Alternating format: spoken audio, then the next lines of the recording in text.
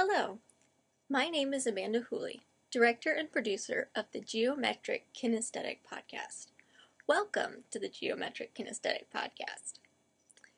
Geometric kinesthetic is simply a fancy way of saying shapes in motion, and we felt it was an accurate description of what this podcast is all about. I would like to take the opportunity to introduce to you the Geometric Kinesthetic Project, and to provide some tips for its use and demonstrate some of its helpful features.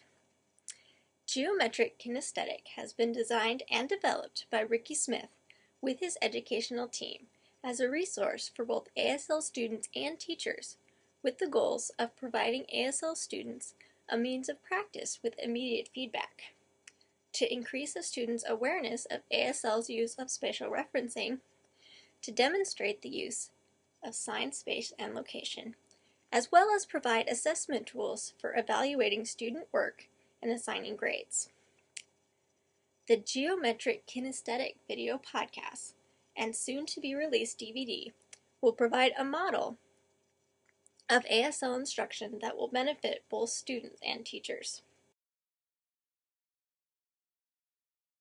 The Geometric Kinesthetic project has been divided into 3 different podcasts, which are 3 different levels of difficulty. The Level 1 podcast is designed for ASL 1 and 2 students. The Level 2 podcast is more difficult and has been designed for ASL 3 and 4 students. And the Level 3 podcast will be the most challenging for ASL 5 students and above.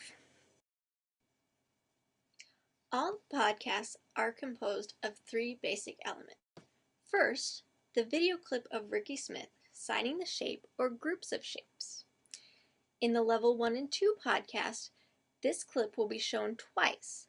However, in the Level 3 podcast, to make it more challenging, the clip will only play once. The next element of the podcast is the Draw Now screen. This is designed to play for 10 seconds. However, it can be paused if the student needs more time, or it can be stopped here if a teacher is using the podcast for testing purposes and does not wish the students to see the answers yet. It is important to point out to students that when drawing the shape or group of shapes, they should be drawn from the signer's perspective. In other words, when watching the shapes being signed in the clips, you are seeing them backwards. For example, if I sign a triangle, from your perspective as the viewer, the point is on the left of the screen. But from my perspective, the point of the triangle is on the right. When you draw the shape, you need to make sure that the point of the triangle is to the right of the paper.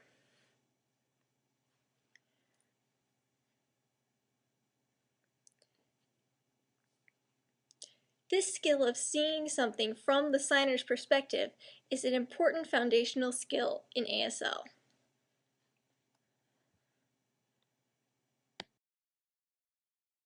After the Draw Now screen is the third element that will compose all the podcasts, which is the graphic of the shape that Ricky has just drawn. This gives the student immediate feedback and allows them to check their work. We have designed the podcast with chapters for ease of reference to the individual clips and the shape graphics in each episode.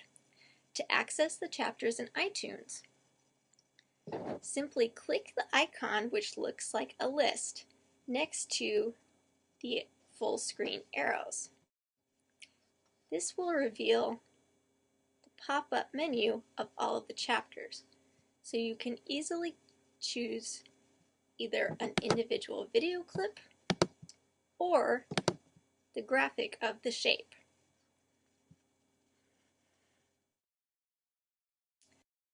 Another way to use the chapter feature, which you may find useful, is to open the episode with QuickTime.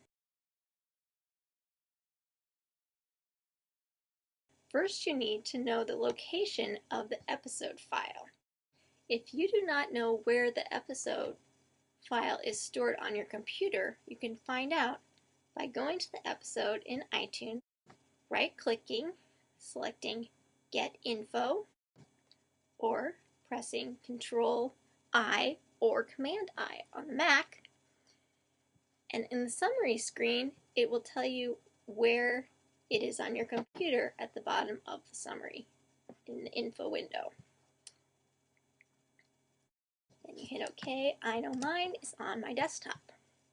So when you know where your file is, you simply right-click and choose Open with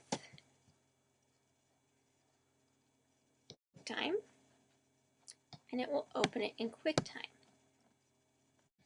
I prefer in some ways to use the chapter feature in QuickTime because it shows you, instead of a list of the chapters, it shows you icons of each of the chapters. So to access the chapters, you simply click on this here that looks like the 4 little squares, and it will show you thumbnails of all the individual chapters.